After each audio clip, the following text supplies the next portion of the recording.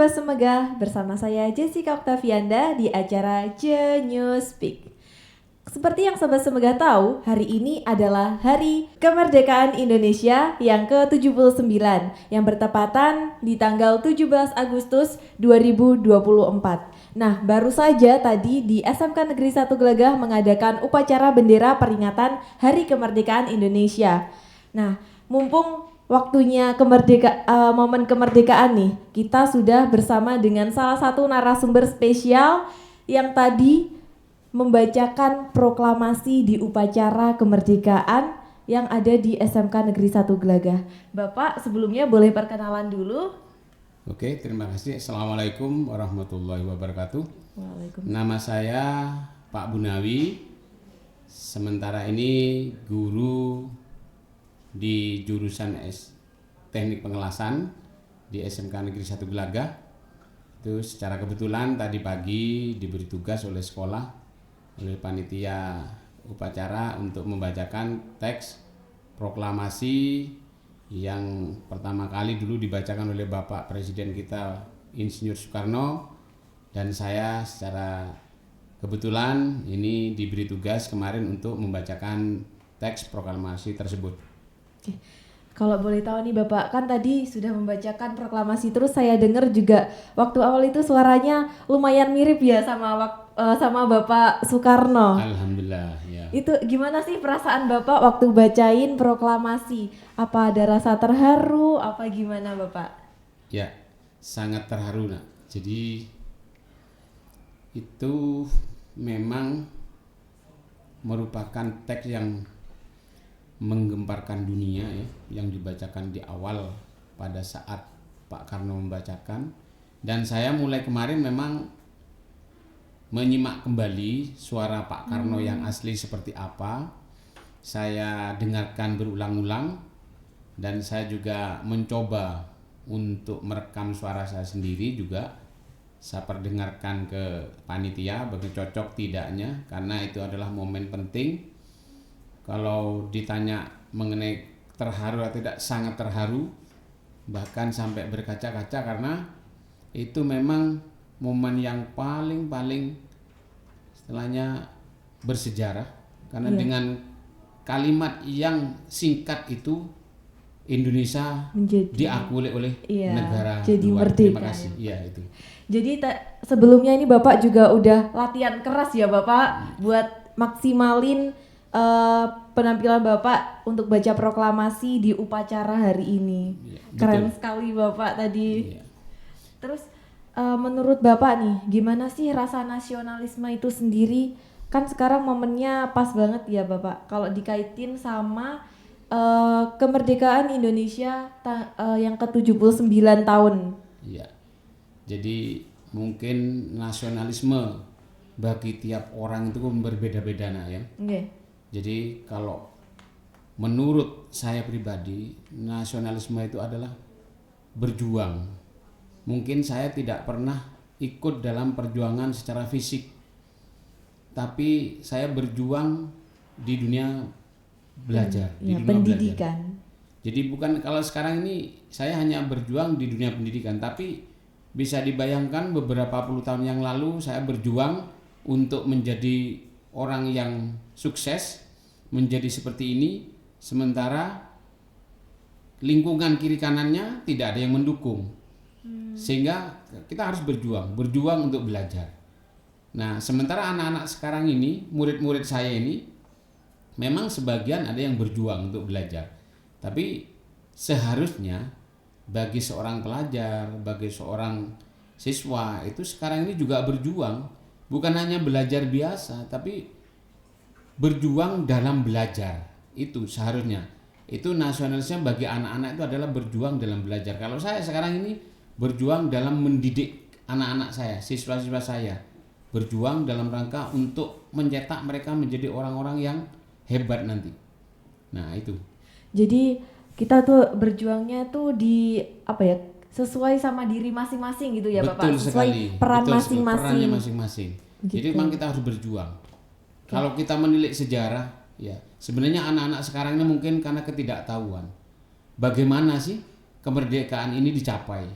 Coba kalian siswa-siswa saya semuanya yang ada di SMKN 1 Gelaga, coba simak dari sejarah kemerdekaan kita ini diawali dari mana. Kalau kita merunut sejarah ke belakang, ini dimulai dari 1 September tahun 1939. Apa itu? Penyerangan pertama kali tentara Jerman ke Polandia. Itu sebagai tonggak awal. Jadi kalau saya akan bercerita sejarah sedikit ya, boleh ya? Iya, boleh. Silakan Bapak. Jadi tanggal 1 September tahun 1939, tanpa ada pemberitahuan, tentara Nazi Jerman yang dipimpin oleh Hitler menyerang secara mendadak kepada Polandia, negara tetangganya. Sementara Polandia yang tidak siap apa-apa, negara lemah, ya dengan hanya hitungan jam, mungkin tidak sampai 1 hari, ludes dia. Dibom, ditembaki dengan tank, akhirnya dikuasai. Dan itu hanya sebagai pemicu awal. Padahal sebenarnya Jerman ingin menguasai Eropa. Sehingga hari-hari berikutnya secara beruntun Jerman juga menyerang Prancis, Belgia, kemudian Belanda, yang Belanda ini notabene sebenarnya negara yang tidak ikut apa-apa, negara yang netral juga ikut diserang. Bahkan waktu itu Inggris dengan Prancis langsung menyatakan perang. Tapi Inggris karena memang berbatasan dengan laut, itu direncanakan penyerangan berikutnya. Tapi kalau kita runut dari sejarah, mulai tahun 39 Jerman ingin menguasai Eropa, kemudian Jepang ingin menguasai Asia, kemudian Benito Mussolini di Italia ingin menguasai Afrika. Itu merupakan tonggak awal. Andaikan tidak ada sejarah itu, mungkin kita belum tentu merdeka. Sehingga dengan perjalanan sejarah itu, Amerika yang tadinya diam saja, tidak mau ikut perang, alasannya karena jauh dan tidak ada kaitannya dengan Amerika, tapi secara tiba-tiba Jepang menyerang Pearl Harbor. Ya, itu kan markasnya Amerika. Dengan diserangnya Amerika, yaitu Pearl Harbor, secara sontak Amerika menyatakan perang. Sebelumnya Amerika tidak mau ikut. Kenapa? Karena rakyatnya tidak menginginkan perang. Biar sudah, Eropa biar perang sesama Eropa, Asia biar perang sesama Asia. Karena memang Asia sebagai imperialnya adalah Jepang. Kemudian Nazi Jerman itu ingin menguasai Eropa. Sementara Amerika yang jauh di sana, rakyatnya tidak ingin berperang sebenarnya. Namun demikian, akhirnya dengan penyerangan itu, akhirnya Amerika menyatakan perang juga dengan Jepang. Di mana blok poros kita kenal antara Jerman, Jepang, dan Italia yang dipimpin oleh Benito Mussolini. Itu blok porosnya. Itu sebagai cikal bakal. Kemudian penutupan dari Perang Dunia Kedua itu adalah kemerdekaan kita. Dengan dijatuhkannya bom atom Hiroshima dan Nagasaki di Jepang. Awalnya Jepang tidak mau menyerah. Nah, dengan bom atom itu baru dia menyerah tanpa syarat. Itu sedikit sejarah itu. Mudah-mudahan bisa dipahami oleh anak-anak sekarang. Ilmu yang bermanfaat banget untuk saya juga tentang sedikit sejarah Indonesia ya teman-teman. Terus kalau ngomongin anak zaman sekarang juga nih Bapak, kan banyak ya anak zaman sekarang itu yang mungkin nggak banyak juga, tapi ada oknum-oknum yang mungkin tidak bisa menyanyikan lagu nasional, atau waktu upacara deh, simpelnya ya teman-teman, waktu upacara itu nggak masuk, upacara itu malas-malesan, kurang disiplin gitu. Itu gimana menurut Bapak rasa nasionalisme anak-anak zaman sekarang?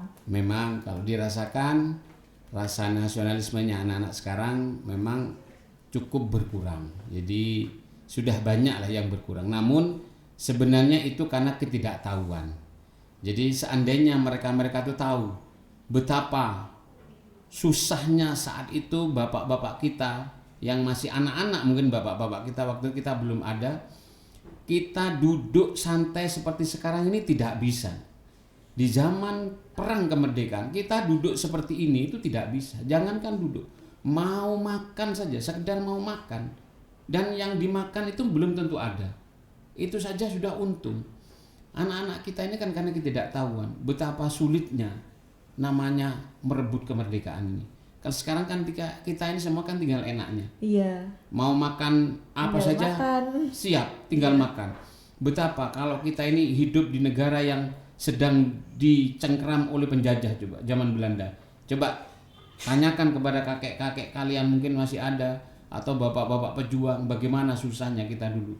Mungkin kita pernah merasakan makan intinya apa istilahnya, intinya dari pohon pisang itu juga kita makan, yang sebenarnya itu bukan makanan layak sekarang. Nah seperti itu. Jadi sebenarnya anak-anak kita ini sekarang nasionalismenya ya berkurang mungkin ya, kalau dilihat dari pandangan saya, dari pandangan pahlawan mungkin sangat berkurang dia. Kenapa? Iya. Karena dia tidak tahu. Makanya saat tekankan kepada anak-anakku semuanya, coba baca sejarah. Kalau mungkin membaca sejarah tidak kuat, tidak telaten, baca dengarkan videonya, video tentang sejarah bagaimana perang-perang yang ada di dunia. Iya. Mungkin bisa dimulai dari Perang Dunia Pertama, bagaimana susahnya negara yang dicaplok. Kemudian dilanjutkan dengan Perang Dunia Kedua, dengan perang yang ada di Cina, perang yang ada di negara-negara lain, silakan dibaca. Sehingga nanti kita kembalikan ke kita bahwa yang namanya perang itu betul-betul menyakitkan, betul-betul harus dikorbankan darah, kemudian diri kita juga, semua harta benda dikorbankan. Mungkin kesimpulannya karena anak-anak ini memang karena belum tahu sejarah.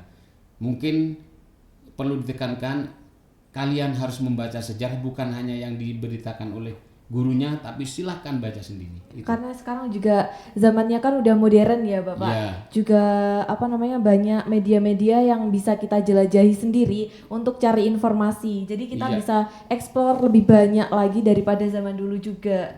Terus Betul. kita bisa lihat sejarah-sejarah Indonesia waktu dulu itu gimana. Iya. Itu juga kesadaran diri masing-masing ya Bapak. Iya.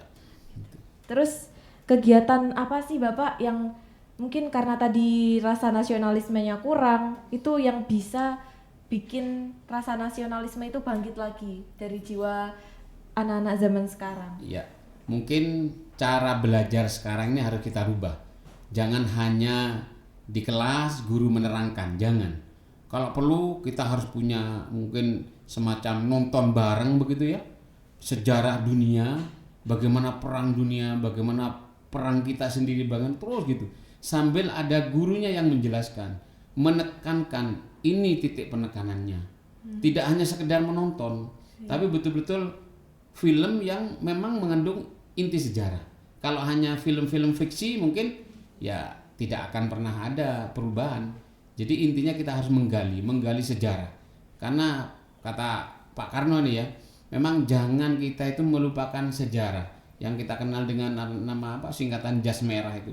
Karena dengan sejarah itu kita tahu bahwa kita ini siapa dan kita akan kemana. Nah, anak-anak sekarang coba, tahukah dia siapa dia dan mau kemana? Itu saja dari pertanyaannya. Kalau kita tahu siapa saya ini sebenarnya, negara kita ini seperti apa, dan kita nanti mau kemana, itu merupakan modal bagi kalian dengan membaca sejarah. Jangan melupakan sejarah, baca terus sejarah. Kalau mungkin membaca agak berat, yaitu tadi nonton bareng yang dipandu oleh gurunya. Disesuaikan gitu. Sama zamannya juga iya, ya, biar nggak monoton terus-menerus kayak gitu kan, banyak juga yang bosen jadinya. Bosen, kalau pelajaran di depan mungkin sejarah paling ngantuk. Itu aja. Tapi kalau nonton bareng, kita mengkaji film sejarah, itu mungkin beda. Dengan audio yang sangat menggelegar ya. Jadi settingannya bagus. Beda. Harus settingannya jangan settingan biasa. Kalau perlu kita mungkin, kalau di sekolah ini mampu punya studio, nonton bareng anak-anak banyak, di setting seperti gedung biskup gitu. Kita nonton sejarah, baru anak-anak dikasih tugas. Coba dari itu kalian simpulkan. Kan macam-macam nanti kesimpulannya. Iya. Itu yang dinilai. Wah, itu bagus sekali sebenarnya. Memang perlu sarana itu. Mungkin ya seperti itu. Mungkin pihak sekolah bisa ya. Nanti bisa. Mungkin bisa menyediakan sarana yang Bapak maksud tadi. Ya, insya Allah nanti studio nonton bareng. Karena mau sejarah ini penting. Suruh baca anak-anak ini. Coba buku kita di perpustakaan banyak. Tapi daya bacanya anak-anak sekarang gimana? Kurang sekali. Paling hanya baca WA. Nah, coba baca sekarang, baca sejarah. Saya dulu waktu masih awal-awal jadi guru, ini tempat saya favorit. Saya setiap Sabtu Minggu saya pasti membaca di sini. Ada orang yang sebelum Bulina, itu saya hampir buku-buku yang penting ini sudah pernah saya baca. Kenapa? Membaca itu penting. Kita banyak tahu dengan membaca. Waktu saya kuliah dulu, Sabtu Minggu saya libur.